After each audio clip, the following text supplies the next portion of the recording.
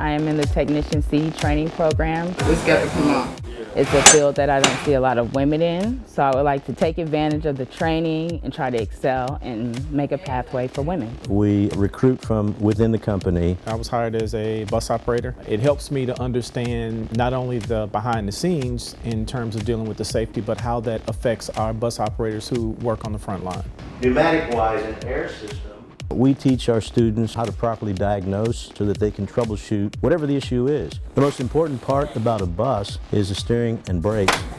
If you can't steer the thing or you can't stop it, we're in a world of trouble. So we focus on steering, suspension, and brakes with the C mechanics. Getting in the program, it really opened my eyes and blew my mind at how complex the air system and brakes really are.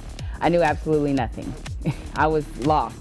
Week 1 and week 2. Through good instruction and learning and dedication, I've come very far. Metro as an employer offering this opportunity to bridge from one position to another within the company. Again, myself, I came from being a cleaner to here, and it shows that Metro cares for their employees and that they want them to rise.